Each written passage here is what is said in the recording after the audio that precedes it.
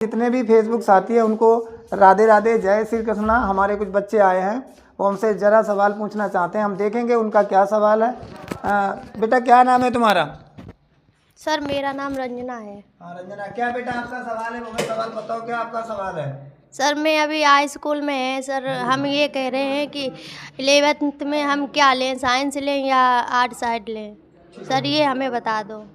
ठीक है, बिटिया का बहुत अच्छा सवाल है कि सर हम अभी 10th में हैं, 11th में हम आर्ट से पढ़ें या साइंस से पढ़ें।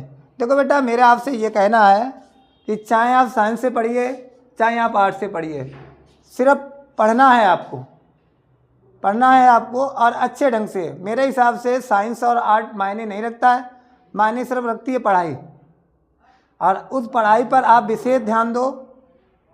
अब कहो सर साइंस से पढ़ें, तो अगर आपको डॉक्टर बनना है, इंजीनियर बनना है या कोई साइंटिस्ट बनना है, तब बेटा अपने साइंस से पढ़ना है। किससे पढ़ना है? साइंस से पढ़ना है। और बाकी जितनी भी हमारी गवर्नमेंट जॉब है उनमें साइंस और आर्ट का कोई मायने नहीं है, माने कि हाँ आपने कुछ योग्यताएं हासिल की हैं, आपके अंदर कोई कैपेसिटी है पेपर पास करने की। अगर पेपर पास करने की कैपेसिटी नहीं है बेटा, तो आप ये नहीं समझी जाओगी कि आप पढ़ी लिखी हो, समझ रही हो? तो मेरे हिसाब से बेटा मेरा आपसे यही कहना है, चाहे साइंस से पढ़िए चाहे आर्ट से पढ़िए, लेकिन पढ़ना आपको मन लगा के। कैसे पढ़ना है बेटा? मन लगा के। विदाउट मन पढ़ोगी बेटा, ना तो साइंस मायने रखेगा ना आर्ट मायने रखेगा। दोनों डिग्री, दोनों जो है सही है मेरे हिसाब से। आप चाहो साइंस से पढ़ें चाहो आर्ट से पढ़ें। अगर आपको इंजीनियर बनना है ना, आपको अगर डॉक्टर बनना है, अगर आपको कोई साइंटिस्ट बनना है, तब मेरी राय माननी है, तब आपको साइंस साइड से पढ़ना है। अगर वैसे आर्ट से पढ़ना है कोई दिक्कत नहीं है इसमें बेटा, ठीक है? अब मैं आपसे कुछ प्रश्न पूछता हूँ। आप हाई स्कूल की छात्रा हैं, तो हमें बेटा एक बात बताओ, जैसे आपका हिंदी का जो लेसन 2 है उसके बारे में तुम्हें कुछ जानकारी है? यानी वो हिंदी का लेसन 2 है, वो किसने लिखा हुआ है, कौन उसके लेखक हैं और उन्होंने किस पाठ को लिखा हुआ है? अगर आपको पता हो तो हमारे जितने भी दर्शक लोग हैं इन्हें बताने का प्रयास करें। तो लीजिए बेटिया।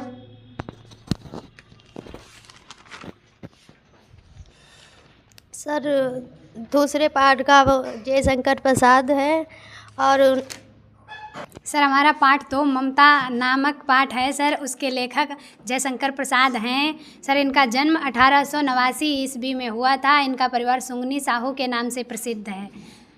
सर इन्होंने अपने जीवन में बहुत कष्ट झेले हैं, और इनके सर माता पिता, जल्दी इनकी मृत्यु हो गई थी माता पिता की, तो सर इनकी शिक्षा दीक्षा का प्रबंध बड़े भाई श्री शंभुनाथ जी ने किया।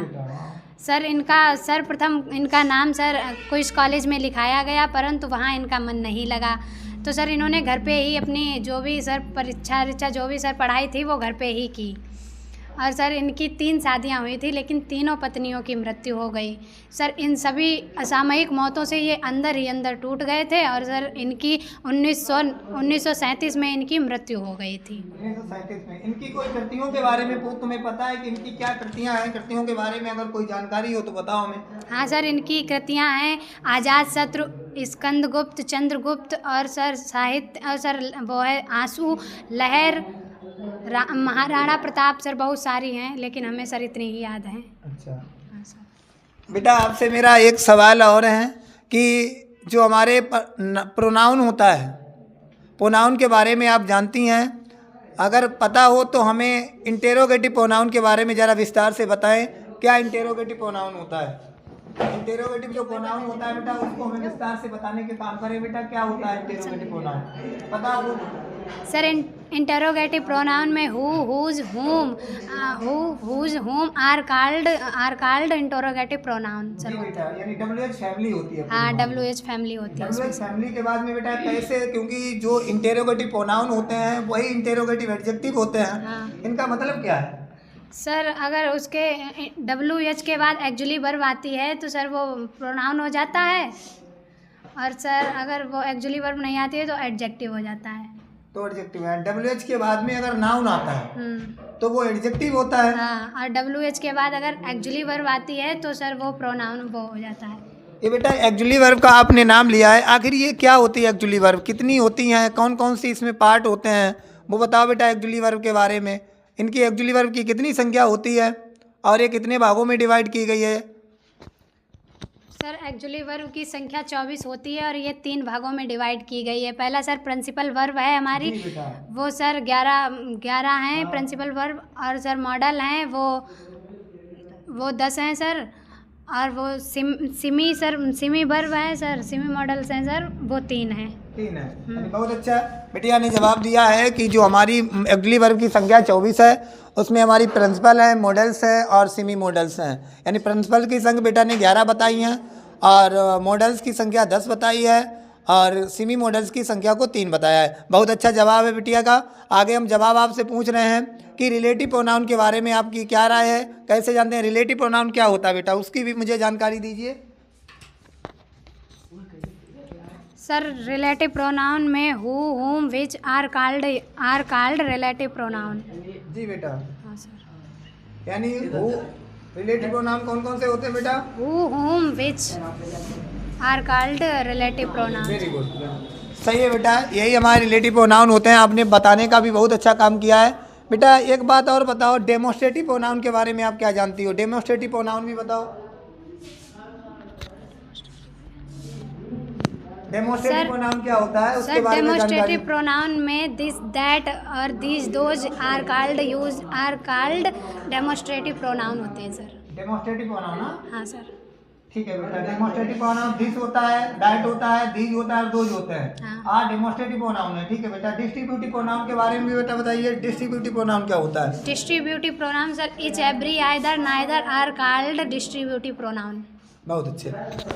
जितने भी बेटा से हमने सवाल किए उन्होंने उसका बहुत अच्छा जवाब दिया है। मैंने उससे पूछा क्या नाम है डेमोस्ट्रेटिव प्रोनाउन क्या होता है, तो बेटा ने जवाब दिया this, that, these, those are demonstrative pronoun होते हैं। और डेमोस्ट्रेटिव प्रोनाउन होते हैं बेटा, ये डेमोस्ट्रेटिव एडजेक्टिव भी होते हैं। कैसे होते हैं? कैसे होते हैं पूछ।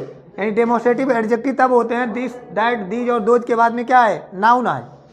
दिस, दैट, दीज और दोज के बाद में क्या है? नाउन। अगर एक्चुअली वर्ब आती है तो वो क्या हो जाते हैं? डेमोस्ट्रेटिव प्रोनाउन हो जाते हैं। डिस्ट्रीब्यूटिव प्रोनाउन जो होते हैं इच, एवरी, आइदर, नाइदर, ये सारे डिस्ट्रीब्यूटिव प्रोनाउन होते हैं। और डिस्ट्रीब्यूटिव प्रोनाउन जो हैं ये ऑलरेडी सिंगुलर होते हैं। क्या होते हैं बेटा? और वर्ब भी अपने साथ कैसे लेते हैं? सिंगुलर लेते हैं। क्यों? इच, एवरी, आइदर, नाइदर कहीं पर भी आपको दिख जाए, चाहे एक बार दिखे चाहे एक से अधिक बार दिखे, तो आने वाली वर्ब क्या हो जाएगी बेटा? सिंगुलर होगी, क्योंकि ये सिंगुलर होते हैं और अपने साथ वर्ब कैसी लेंगे?